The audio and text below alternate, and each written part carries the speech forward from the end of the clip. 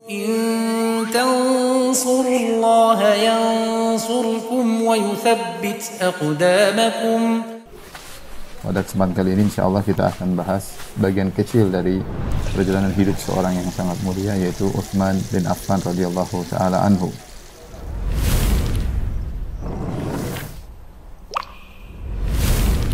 Jadi Utsman bin Affan bin Abul As bin Umayyah. Makanya Utsman dinisbahkan kepada Bani Umayyah. Dan Rasulullah SAW bertemu dengan Utsman pada Abdul Manaf.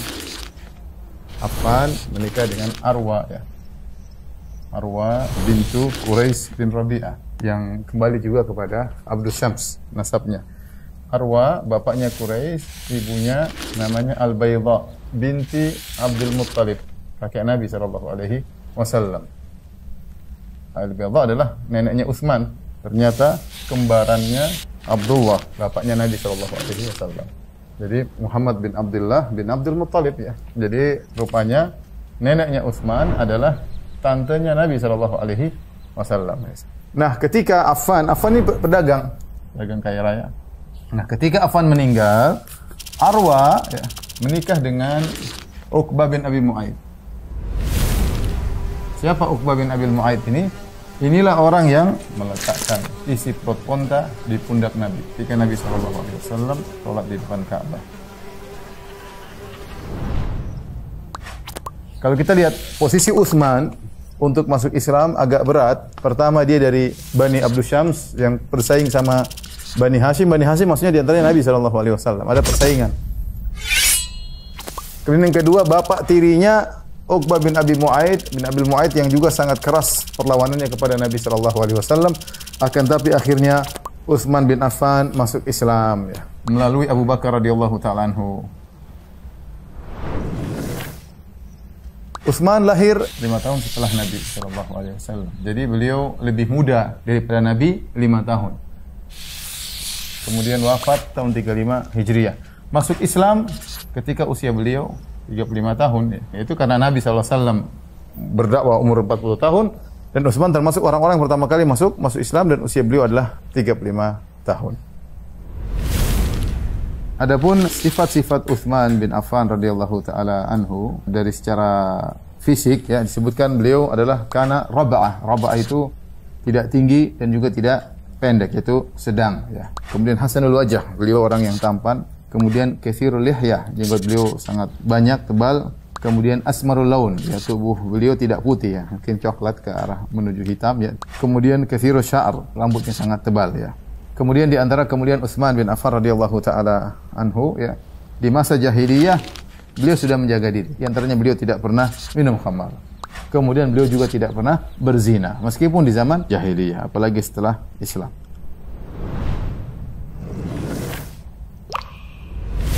Tapi adapun keutamaan Utsman bin Affan maka sangat banyak. Di antaranya digelari dengan Dzunurain karena dialah satu-satunya orang yang pernah menikahi dua putri seorang Nabi. Sejak Nabi Adam sampai Nabi Muhammad SAW, hanya seorang lelaki yang pernah menikah dengan dua putri Nabi, yaitu Utsman bin Affan. Menikah dengan Ruqayyah, kemudian ketika Ruqayyah radhiyallahu anha meninggal dunia, kemudian Utsman menikah dengan Ummu Kulthum bintu Muhammad, ya, sallallahu alaihi wasallam. Utsman bin Affan termasuk Khulafaur Rasyidin yang mendapat rekomendasi dari Nabi sallallahu alaihi wasallam. Kata Rasulullah SAW, alaikum bisunnati wa sunnatil khulafa'ir rasyidin al-mahdiyyin min ba'di, 'addu 'alaiha bin nawajid. Hendaknya kalian memegang sunnahku dan sunnah para khulafa'ir rasyidin yang mendapat petunjuk setelahku, yaitu Abu Bakar, Umar, Utsman dan Ali. Gigitlah sunnah-sunnah tersebut dengan geraham kalian. Utsman termasuk 10 orang yang dijamin masuk surga. Kata Nabi SAW dalam hadisnya, Abu Bakar fil jannah, Umar fil jannah. Yang ketiga Utsman, nomor 3, Utsman fil jannah. Kemudian keempat Ali fil jannah. Keistimewaan Utsman yang paling istimewa adalah dalam perang Tabuk. Perang Tabuk disebut dengan al-usrah, artinya sulit. Kenapa perang Tabuk disebut Ghazwatul Usrah, perang yang sulit? Karena perang Tabuk terjadi di musim panas, yang sangat panas. Ketika itu kaum muslimin dalam kondisi miskin, sulit. Sementara musuh yang dihadapi sangat berat, yaitu Romawi. Sementara perjalanan harus menempuh jalan sekitar 750 kilo atau 800 km. Maka ketika itu Nabi SAW melihat para sahabat yang miskin tidak punya apa-apa, ya, maka Nabi SAW memberi motivasi kepada para sahabat untuk membantu pasukan perang. Kata Nabi SAW, barang siapa yang persiapkan pasukan perang untuk perang Tabuk, maka bagi dia surga atau bagi dia kebaikan yang lebih baik di surga. Ketika Utsman mendengar hal tersebut, apa yang dilakukan oleh Utsman? Utsman dia menyumbangkan 940 ekor onta, 60 ekor kuda. Masih kurang lagi. Siapa yang biayai? Utsman datang, kemudian dia mengeluarkan uang. Dia datang ke depan Nabi SAW, kemudian ditumpahkan 1000 dinar. Ini bukan jumlah sedikit. Ketika itu maka Nabi SAW mengatakan, ma dharra Utsman ma amila ba'dal yaum. Nabi mengatakan, apapun yang dilakukan Utsman setelah hari ini, maka tidak akan memudaratkannya. Bagaimana terbunuhnya Utsman? Semua provokator pemberontakan ini dipimpin oleh, atau pembunuhan diprovokasi oleh Abdullah bin Saba yang disebut juga dengan Ibnu Sauda. Ini adalah Yahudi yang masuk Islam. Ya, kemudian dia ke sana kemari memprovokasi, menjelaskan tentang keburukan-keburukan Utsman bin Affan radhiyallahu anhu. Dia datang bersama 3.000 sampai 6.000 orang.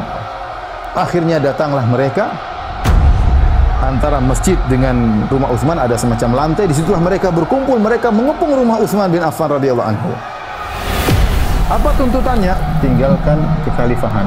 Yaitu kata mereka lengser, dan Utsman tidak mau menanggalkan kekhilafahan, ya, karena hadis-hadis Nabi sallallahu alaihi wasallam, ya.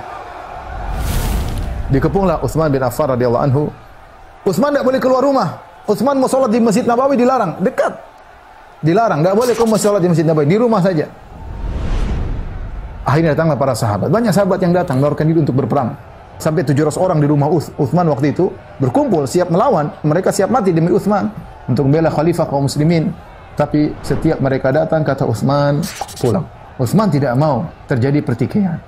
Dia mengatakan, aku tidak ingin menjadi suatu khalifah setelah Rasulullah SAW yang akhirnya timbul pertumpahan darah di antara kaum muslimin. Utsman tidak mau. Sampai akhirnya ketika hari Jumat, hari di mana Utsman dibunuh. Malam harinya Utsman bermimpi. Utsman bermimpi bertemu dengan Nabi SAW. Nabi berkata kepada Utsman, ya Utsman bin Affan, buka puasalah bersama kami.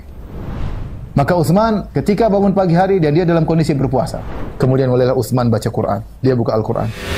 Mulailah orang-orang gelisah mau bunuh Utsman. Hari tersebut dia dibunuh, hari Jumat, dalam kondisi berpuasa, sedang baca Al-Quran. Datang orang satu, ingin bawa pedang, ingin bunuh Utsman. Kata Utsman, baini wa bainaka kitabullah. Kalau kau berhukum ada Al-Quran di depanku. Utsman hafiz Quran, penulis wahyu, Dzunurain, luar biasa, dijamin surga oleh Nabi SAW. Maka dia mundur, tidak berani. Datanglah salah seorang, disebut dengan Al-Maut Al-Aswad, dijuluki, ya, dengan bertubuh hitam. Maka kemudian datang kepada Utsman, Utsman baca Al-Quran. Kemudian dia mencekik leher Utsman dan dia sombong. Utsman sudah tua, 82 tahun. Dia cekik leher Utsman, kemudian dia menghina, dia mengatakan betapa mudahnya saya mencekik leher. Kemudian dia ambil pedang, dia mau tikam Utsman, maka Utsman menahan dengan tangannya. Ketika dia menahan dengan tangannya, entah tangannya putus atau tidak, maka Utsman berkata, tangan yang kau potong ini, tangan yang pertama kali menulis Al-Quran. Maka darah pun berlumuran di mushaf yang sedang dia baca. Akhirnya Utsman bin Affan pun dibunuh oleh orang tersebut. Ditemukan darah dalam Al-Quran pada ayat fasayakfikahumullah wa huwa sami'un alim. Akhirnya meninggal dunia dalam kondisi puasa di hari Jumat, sedang membaca Al-Quran radhiyallahu taala anhu. Semoga Allah Subhanahu wa taala mengumpulkan kita seluruhnya dengan para sahabat Rasulullah SAW, terutama Nabi dan Khulafaur Rasyidin radhiyallahu taala anhum ajma'in.